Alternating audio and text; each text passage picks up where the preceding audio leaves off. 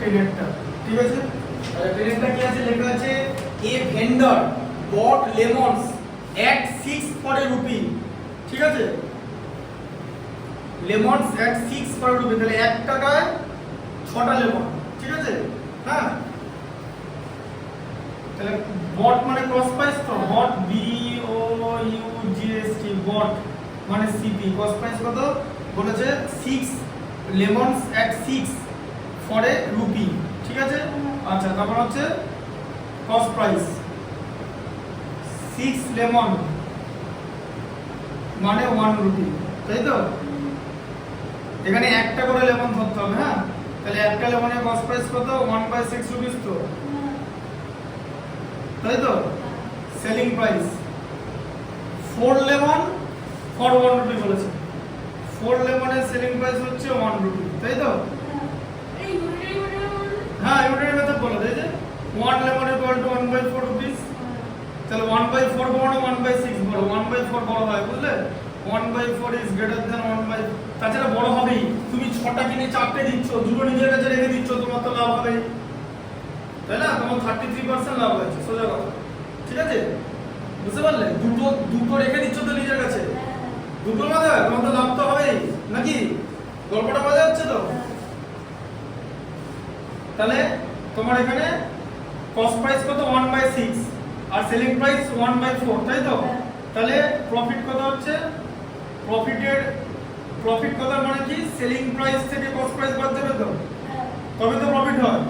1/4 minus 1/6, 6 আর 4 LCM 12, 4 3 Times, 3 minus 6 2 Times যাবে 2, 1/12, তাই তো? এই 1/12 রুপিস প্রফিট হচ্ছে তো একটা অরেঞ্জ দিয়ে। তাহলে 1, তাহলে এবার বার করতে হবে যে কি হিজ গেইন পার্সেন্ট, তাই তো?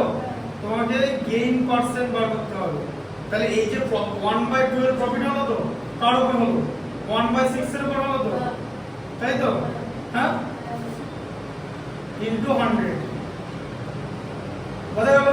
তাহলে 1/12 ইনটু 6/1 ইনটু 100, এই দেখো তোমার 50%, এই যে 50% প্রফিট হচ্ছে। এই যে 250 থেকে কেটে গেল 100, 50% প্রফিট হচ্ছে।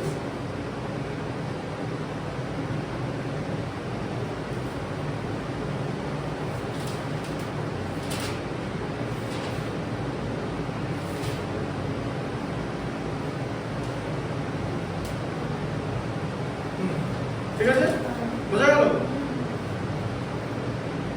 আচ্ছা, 10 একটা হয়ে গেল। এরপর হচ্ছে 9 একটা, বাকিগুলো সব একই ম্যাথ, 9 থেকে শুরু করে, ঠিক আছে? মানে এই যে ছোট বড় অঙ্কগুলো যেগুলো করলাম না, সেগুলো সব 50 অ্যানসার তো? হ্যাঁ 50 অ্যানসার। কত এটা? অপশন হচ্ছে এ, অপশন এ 50 লিখেছো?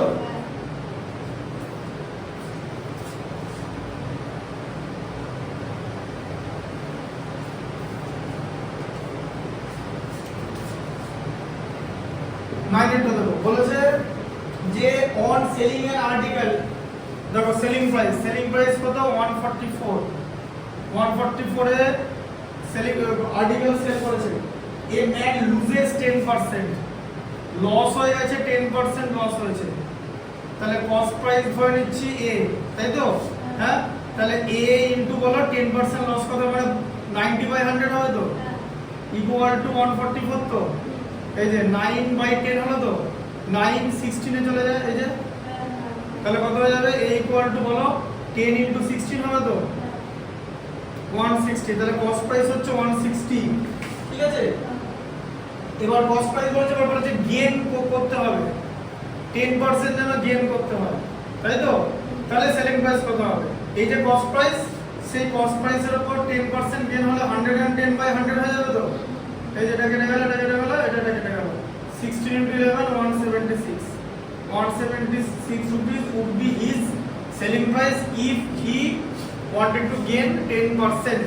176 आंसर আছে, 176 হচ্ছে সি তে आंसर আছে। বুঝা গেল কনসেপ্টটা? বুঝতে পারলে? দেখে নাও।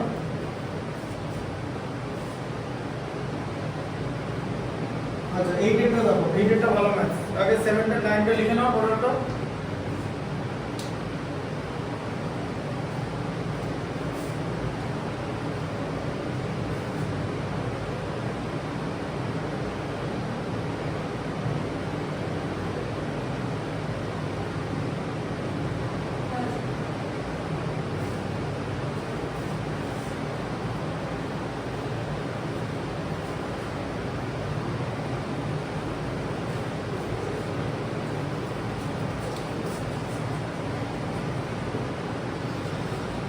এবার দেখো,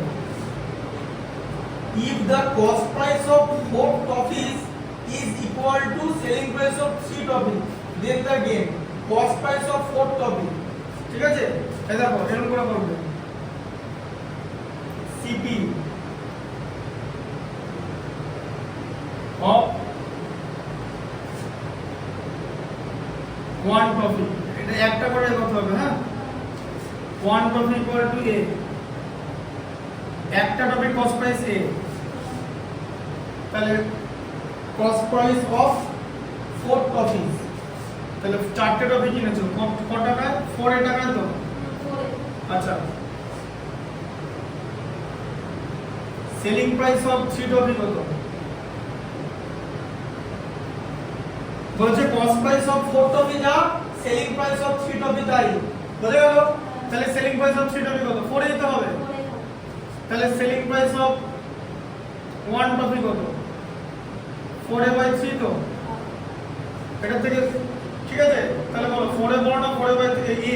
তাহলে সেলিং প্রাইস অফ 1 টপি কত বললো? 4/3। কস্ট প্রাইস অফ 1 টপি বললো A, তাই তো? তাহলে এখানে সেলিং প্রাইস বড় হচ্ছে তো, কেন? কারণ এটা 4/3 আছে, উপরে 4 চলে আসছে। A মানে কত জানো? A মানে এই যে 3/3, মিললো? A ডিনোমিনেটর ইকুয়াল করলাম, A মানে তো 3/3, 3 কে 3 দিয়ে ডিভাইড করলে কত হয়? A হবে তো। এখানে কি আছে? 4/3 আছে তো, বেশি আছে তো। কে বেশি? সেলিং প্রাইস বেশি আছে তো, প্রফিট হচ্ছে তো, ব্যাস। তাহলে প্রফিট হয়েছে, সেলিং প্রাইস বেশি মানে প্রফিট। প্রফিট কত হয়েছে? 4/3 মাইনাস A, এই যে 1 টপি দিয়ে ধরতে হবে, ইউনিটারি মেথড, ঠিক আছে? 1 টপি দিয়ে ধরো, নালে কিন্তু কনসেপ্ট ক্লিয়ার নালে পাবে না। তাহলে এটা 4A minus 3A equal to কত? A/3। তাহলে A/3 প্রফিট হয়েছে তো, এই দেখো A/3 প্রফিট হয়েছে। কার উপর প্রফিট হয়েছে? কস্ট প্রাইসের উপর তো, A ইনটু 100%, তাই তো? তাহলে A/3 ইনটু 1/A ইনটু 100, তাই তো? A কেটে গেল 100/3, তার মানে 33 হোল 1/3% হচ্ছে প্রফিট হচ্ছে, ঠিক আছে?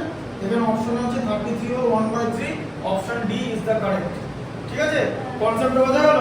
প্রথমে একটা টপির কস্ট প্রাইস A ধরলাম, আমি কটা টপি কিনেছি? 4টে টপি কিনেছি।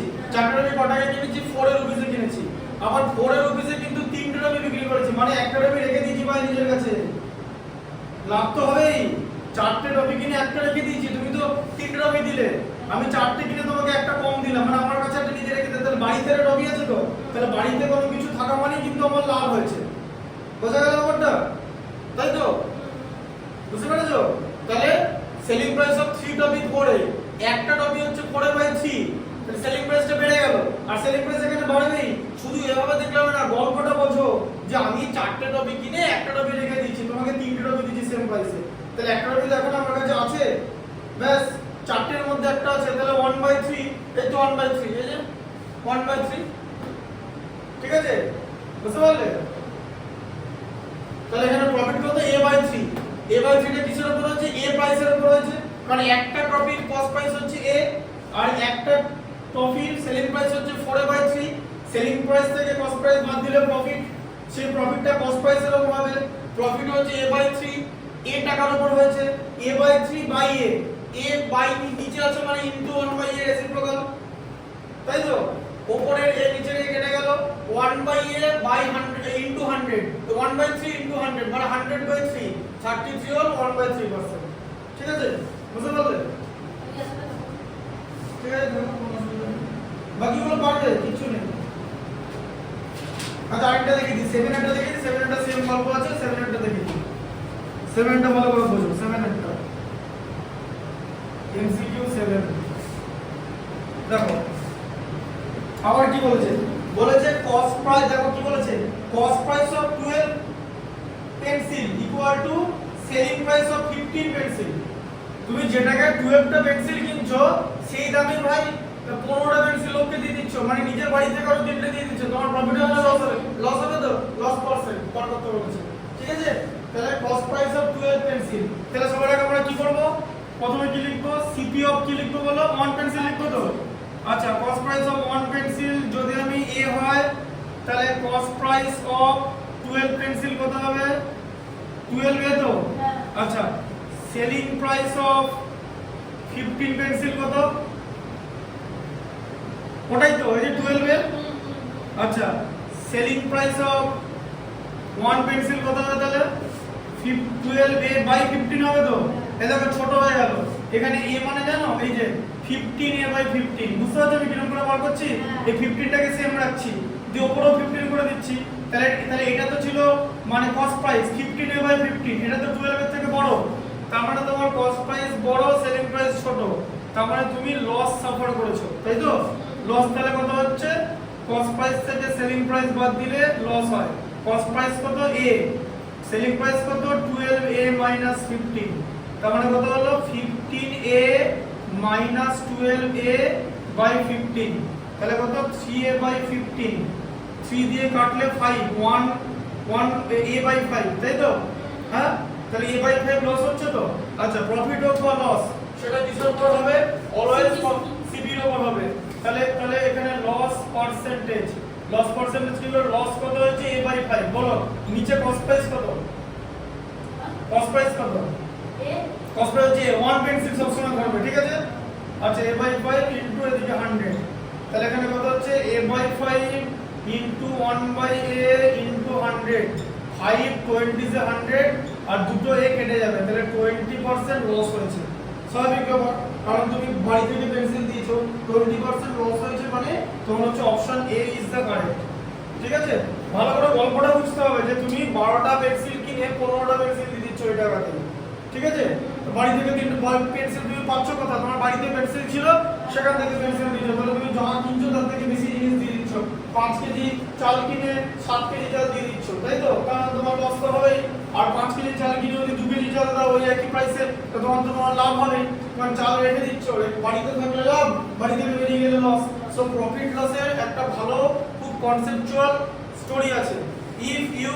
recognize the story and understand the story then it will be easier for you every mathematics you can do otherwise it will be very difficult for you ওটা ব্যাপারটা বুঝলাম তো যে লস তখন হয় যে কস্ট প্রাইস থেকে সেলিং প্রাইস ঠিক আছে তাই আবার সেলিং প্রাইসের সঙ্গে লস অ্যাড করে দিলে কস্ট প্রাইস পাওয়া যায় তো আবার সেলিং প্রাইস থেকে গেইন মাইনাস করলে কস্ট প্রাইস পাওয়া যায় মনে রাখবে সেলিং প্রাইসের সঙ্গে আমি যদি লস অ্যাড করে দিই তাহলে কস্ট প্রাইস পাবো আবার সেলিং প্রাইস থেকে যদি গেইন মাইনাস করে দিই তাহলে কস্ট প্রাইস পাবো তাই তো হ্যাঁ কোথায় গেল কনসেপ্টটা সেলিং প্রাইস থেকে গেইন মাইনাস করলে কস্ট প্রাইস পাবো কারণ তখন এখানে তো সেলিং প্রাইসটা বড় আর সেলিং প্রাইসের সঙ্গে লস অ্যাড করতে হচ্ছে কেন কারণ কস্ট প্রাইসটাতে এই কনসেপ্টে তো কস্ট প্রাইস বড় হয়ে গেল লস কত মানে তো কস্ট প্রাইস বড় তাই সেলিং প্রাইসের সঙ্গে অ্যাড করতে হবে সেলিং প্রাইস থেকে তো লস বাদ দিতে হবে না বুঝা গেল সেলিং প্রাইস থেকে লস বাদ দেওয়া যাবে না কারণ সেলিং প্রাইস তো ছোট কস্ট প্রাইসের থেকে ঠিক আছে বুঝতে পারলে কনসেপ্টটা লস মানে কস্ট প্রাইস বড় আর গেইন মানে সেলিং প্রাইস বড় ঠিক আছে বুঝতে পারলে কনসেপ্টটা ঠিক আছে